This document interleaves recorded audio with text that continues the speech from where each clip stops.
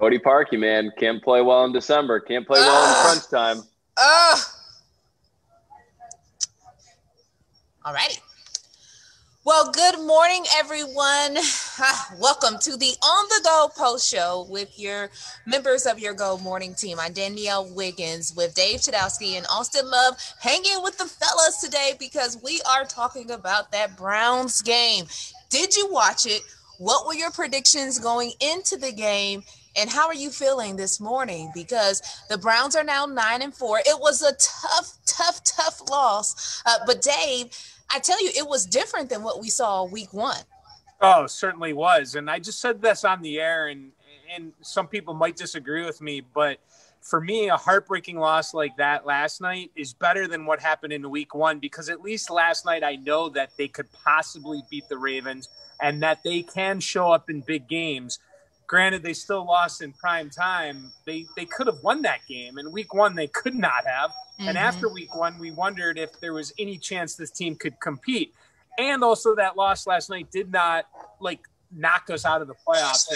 It's not heartbreaking in the fact that their season's over, if that makes sense. So while it is a tough morning, we'll suffer throughout today.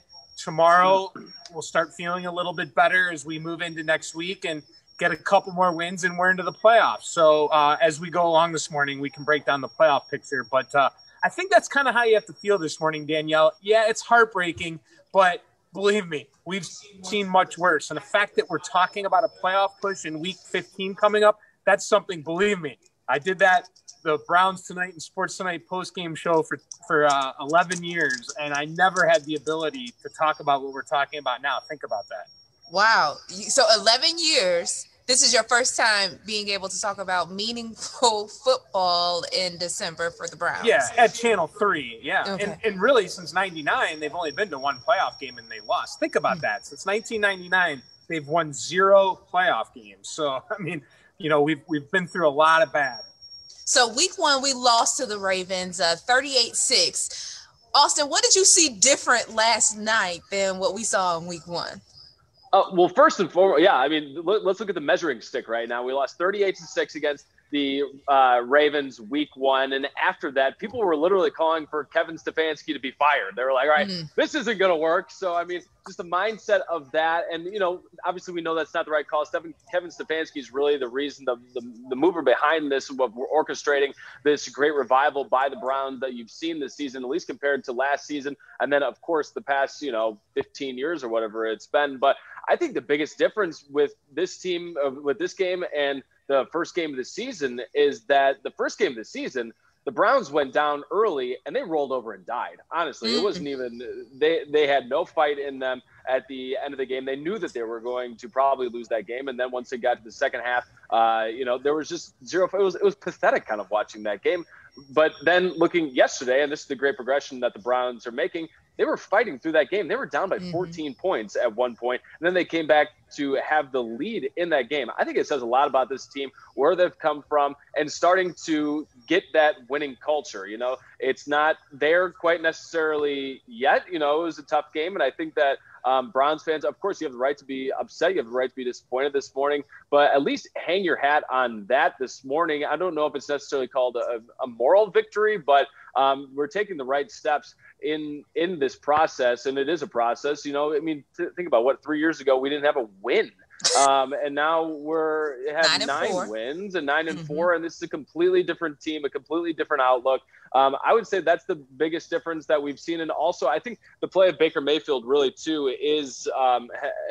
Yesterday he had a great game. He had 2 touchdown passes, threw for 342 yards, and he also had a rushing touchdown. We're not just dependent on the running game, but he threw the ball around very well yesterday, and to a lot of different receivers. Jarvis, we had Higgins, we had Peoples-Jones in there as well. The tight ends getting in the action. So I think we were looking at Baker and really kind of, lack of a better word, crucifying him for a little bit during those really Browns weather games where we really relied on that running game, which, was served a purpose in that time. But yesterday really showed that he could throw the pill around the yard and, made great plays and kept him in the game, and really is kind of the fight and desire for this team. Yeah, and I've been watching the Browns as well, their transition. And usually when you will see a game like this, you're like, oh, boy, we're going to get blown out. That's what fans would know. But this was a great game. You even heard the announcers like, wow, Cleveland should not hold their heads down because they had some fight in them. And Deborah E., she says, well, they did beat the Ravens, but missed kicks and the ending. So basically, in her book, we beat the Ravens, but those missed kicks, they killed us. I wish we had her book all the time because they'd be undefeated. I hate to say this too, but being from Chicago, Cody Parkey has led me down a few times as well with the double doink. So being growing up, he's having a good year too. That's what's that was disappointing. He's and you know what? Since Phil Dawson left, kicker's really been a major problem, and hopefully we don't end up having that cost us big time here down the stretch. But one thing I'll say is, Danielle, you mentioned it. I mean, you could call that the game of the year last night, and they've had a few doozies this year. The one problem, though, and I actually predicted this before the season started. I thought the Browns would go 9-7. I'm glad I'm going to be wrong because I think they'll win some more games. Okay. And I just thought that I would never predict a double-digit season until I see it. I think we're going to see it. But the one thing that I knew that we were going to see was the defense struggle. And I said at the beginning of the year, they're going to have to win a lot of high-scoring games. And that's exactly the case. In order to get further down the line, they're going to have to keep scoring points because, this defense has a lot of injuries. And, they're just not where the offense is. And they need to get there for them to be a real contender. They're a contender, but to be a real contender, that defense has to get better. Okay, speaking of contending, now Shayla says Browns gonna do great. Shayla Smith, good morning to you. Playoffs, they're gonna do great in those playoffs. They're gonna be some teams upset. So let's talk about the playoff picture. Dave, you broke that down this morning on Go. Can you reiterate that of where do we currently stand right now in that playoff contention, and what is the future looking like? Yeah, so basically with the loss, they didn't lose any ground as far as they didn't fall from the spot they were in. They still are the top wild card team. They're in the 5 spot. Okay, there's 4 division winners. So you have 7 teams make the playoffs. The 4 division winners go, and then 3 wild card teams. And the top seed in the AFC and NFC will get a bye. So then you'll have 6 teams playing in that first weekend.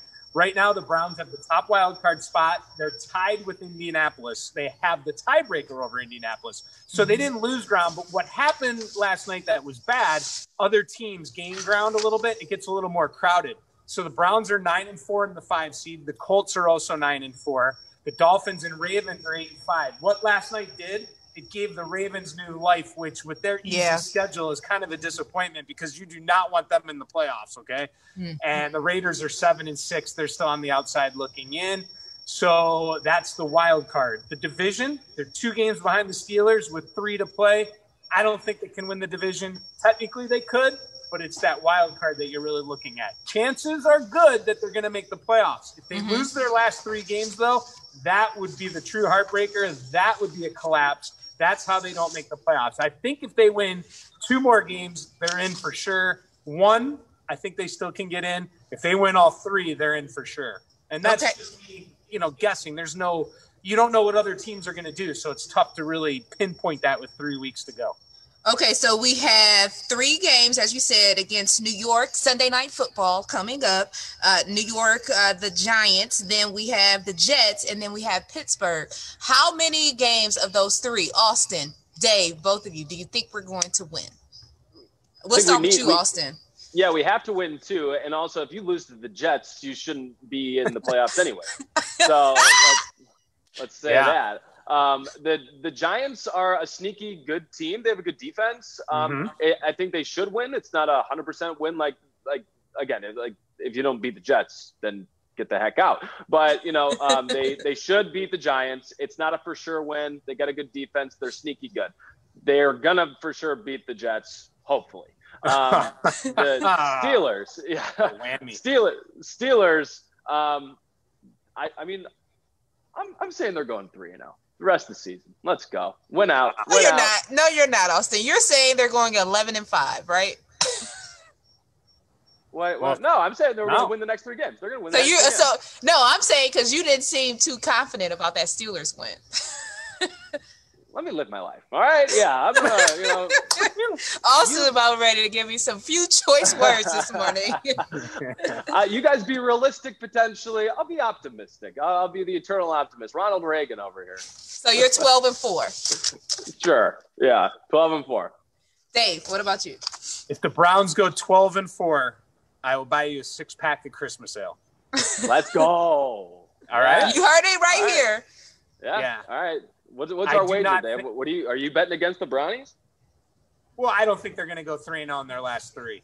I say they win 10 or 11. I would imagine they should go 2-1 in their last 3. The Giants, they're better than people think, although they did stumble this past weekend. You got to remember, they go on the road for 2 games. I know the fans aren't in there and all that. The Jets, listen. You got to call that a guaranteed win, like you said. But wouldn't that be so typical? Could you imagine that if the Jets' only win was against the Browns? That's not happening. So, but here's the thing, Dave. The Jets are trying to lose, though.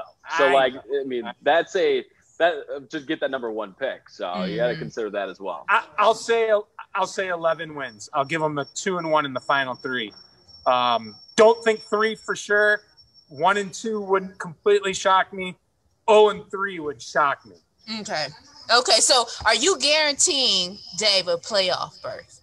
Let's guarantee a playoff berth. All righty. Well, as we close, what'd you say, Dave?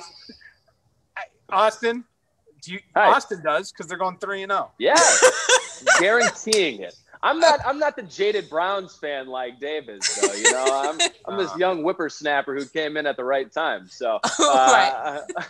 You were here for those winless seasons, though. I was here for 1. I was here for 2 pretty bad seasons, but I don't have the tally that Dave does. Let me tell you this real quick, though. I go back to the 80s, okay, and some of the best times when I was a young kid just aspiring to get into the broadcast business. At 10 years old, the Browns started their reign in the 80s. And, I'll tell you right now, you guys have not seen a city. The city of Cleveland in the 80s, Bernie days in the 80s, was unbelievable. Everywhere you went, it was orange and brown. Songs on the radio. It was an unbelievable time when they made the playoffs and went to the AFC Championship game 3 times. If we experience that again, I really hope we get that for the city. We need it. I would love to experience that. Dave, here's a wager for you. If the Browns make it to the AFC Championship game, you have to grow out the Bernie Kosar mullet. All righty. Great. And on that note, we say thank you for joining us on the On The Go Post Show. Kelly, she says she's not bummed about the game. Deborah, she agrees with you. Dave, she says all good days with Phil. Michelle, good luck to the Browns. Y'all definitely are playing well this year.